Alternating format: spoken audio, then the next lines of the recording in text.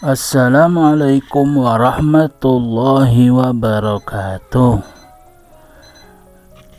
Berjumpa kembali anak-anak sekalian dalam pembelajaran pendidikan agama Islam dan budi pekerti bersama Bapak Udin Zainuddin.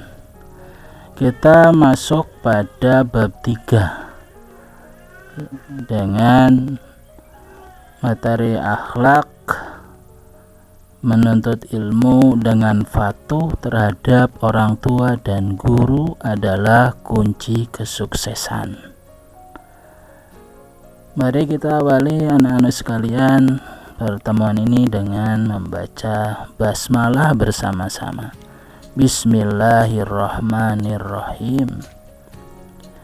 Baik, sebelum masuk materi, alangkah baiknya anak-anak sekalian mengetahui kompetensi inti dan kompetensi dasar pada pembelajaran kali ini. Adapun kompetensi inti K1 nya adalah menghayati dan mengamalkan ajaran agama yang dianutnya. Untuk kompetensi inti 2 yaitu menghargai dan menghayati perilaku jujur, disiplin, tanggung jawab, peduli, toleransi, gotong royong, santun, percaya diri dalam berinteraksi secara efektif dengan lingkungan sosial dan alam dalam jangkauan pergaulan dan keberadaannya. Baik, kita masuk pada peta konsep menuntut ilmu. Di sini akan pertama dibahas pengertian, semangat menuntut ilmu, patuh kepada kedua orang tua dan guru, tokoh teladan dalam menuntut ilmu. Anak-anak sekalian, silakan disimak baik-baik pada pengertian menuntut ilmu. Kata ilmu dalam bahasa Arab yaitu al-ilmu. Secara bahasa atau secara etimologi, kata al-ilmu adalah bentuk masdar atau kata sifat dari kata alima ya'lamu ilman. Dijelaskan bahwa lawan kata dari al-ilmu adalah al-jahal atau bodoh, tidak tahu. Sehingga jika dikatakan alimtu asyai'a berarti saya mengetahui sesuatu. Itu menurut bahasa. Sedangkan menurut istilah, pengertian ilmu adalah atau secara terminologi, ilmu berarti pemahaman tentang hakikat sesuatu. Ia juga merupakan pengetahuan tentang sesuatu yang diketahui dari zat atau esensi, sifat, dan makna sebagaimana adanya. Dalam kitab tafsir Aisar at-Tafasir dijelaskan bahwa al-ilmu sabilul khasyah, faman la ilma lahu billah fala khasyata lahu, innama yakhsyallaha min ibadihi al-ulama. Artinya, ilmu itu adalah jalan menuju rasa takut kepada Allah. Barang siapa yang tidak mengenal Allah, maka dia tidak mempunyai rasa takut padanya. Sesungguhnya yang takut kepada Allah di antara hamba-hambanya hanyalah ulama. Gitu anak-anak sekalian, pengertian ilmu secara bahasa dan secara istilah. Baik, masuk pada semangat menuntut ilmu.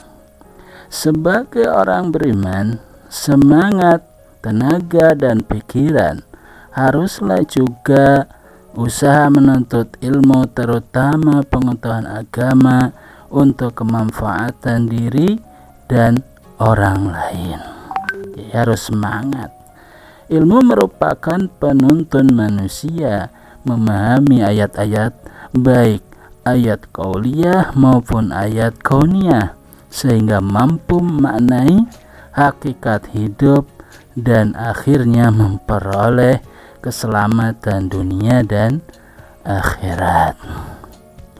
Selanjutnya, untuk mempersingkat waktu anak sekalian, masuk pada patuh kepada kedua orang tua dan guru adalah setelah menuntut ilmu itu bermanfaat sehingga kita mampu mengetahui fungsi orang tua, mengetahui hakikat orang tua, keutamaan orang tua, sehingga kita harus patuh orang tua itu baik yang di sekolah maupun yang di rumah. Kita kan taunya yang di rumah saja orang tua, padahal di sekolah pun itu orang tua, yaitu guru. Kenapa? Karena kunci kesuksesan dan lain-lain dalam ilmu dan lain-lainnya adalah patuh kepada orang tua dan guru. Bagaimana kita mematuhi mereka? Yaitu menghormati mereka baik ketika masih hidup, terutama orang tua, maupun sudah meninggal. Orang yang paling dekat dan berjasa kepada kita adalah kedua orang tua. Mereka lah yang membawa kita ke dunia ini dengan izin Allah, yaitu orang tua bil jasadi, jasad kita.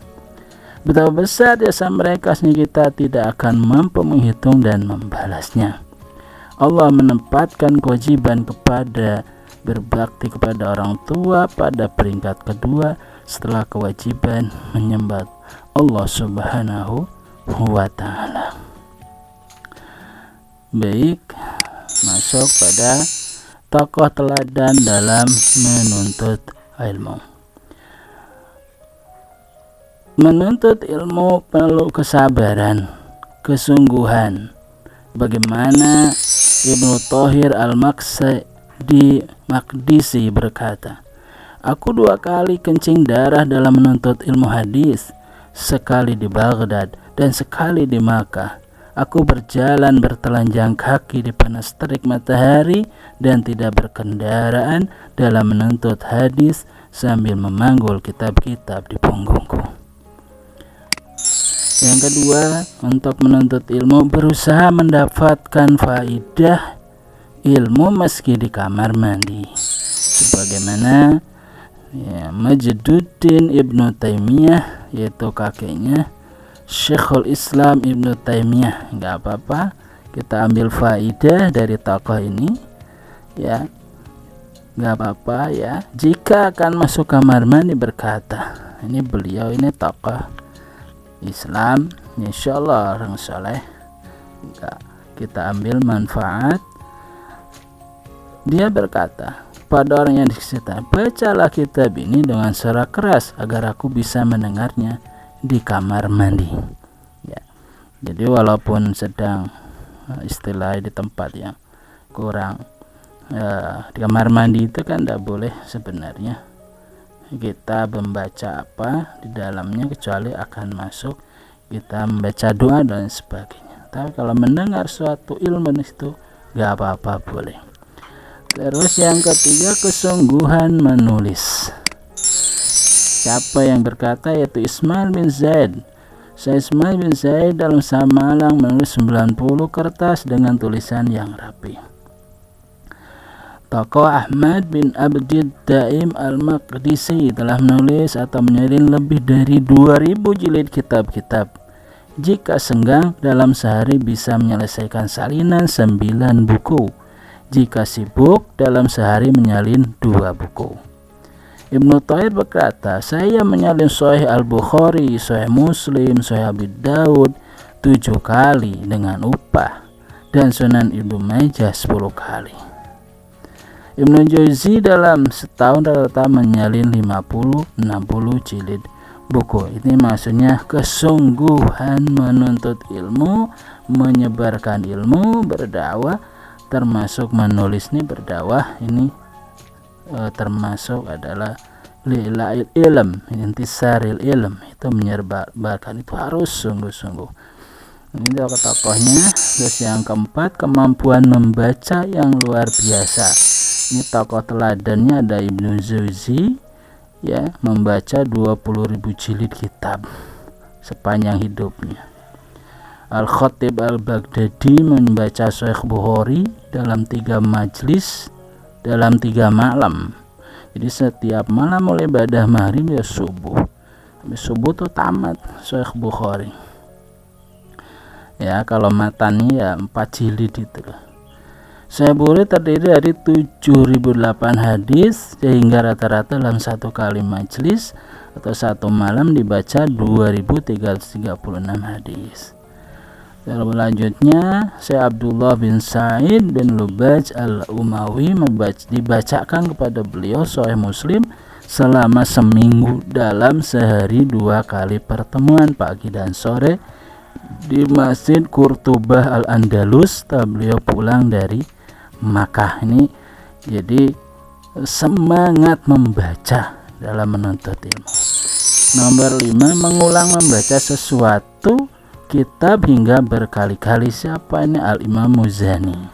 Beliau berkata, aku telah membaca kitab Ar-Risalah karyanya Imam Asy-Syafi'i sejak 50 tahun yang lalu, dan setiap kali aku baca aku menemukan faidah yang tidak ditemukan sebelumnya. Terus Syekh Ghalib bin Abdurrahman bin Ghalib Al-Muharribi telah membaca Sahih Bukhari sebanyak 700 kali. Ini teladan-teladan yang perlu kita perhatikan dan ikuti. Yang keenam adalah semangat dalam membaca, mencatat faidah. Al-Imam An-Nawawi berkata, janganlah sekali-kali seseorang meremehkan suatu faidah atau ilmu yang ia lihat atau dengar. Segera ia tulis dan sering-sering mengulang kembali. Yuk catat ya, dicatat. Al-Imam Bukhari dalam semalam sering terbangun, menyalakan lampu, menulis apa yang teringat dalam benaknya, kemudian beranjak akan tidur, terbangun lagi, dan seterusnya hingga 18 kali. Itulah tokoh-tokoh teladan dalam menuntut ilmu. Mudah-mudahan kita semua anak-anak sekalian bisa mengambil manfaat, mengambil contoh, mengambil uswah, sehingga kita ada dalam koridor yang benar dalam menuntut ilmu. Selanjutnya, tugas eksplorasi atau menganalisis, memahami gambar yang ada tentang apa ada dalam ini adalah judulnya jasa ibu. Silakan anak-anak sekalian mendeskripsikan gambar ini yang ada hubungannya dengan menuntut ilmu, patuh terhadap orang tua atau pada ibu. Pertemuan hari ini cukup, nanti tugas dikumpulkan ya. Mudah-mudahan bermanfaat. Kita akhiri dengan bacaan hamdalah alhamdulillahirabbil alamin. Assalamualaikum warahmatullahi wabarakatuh.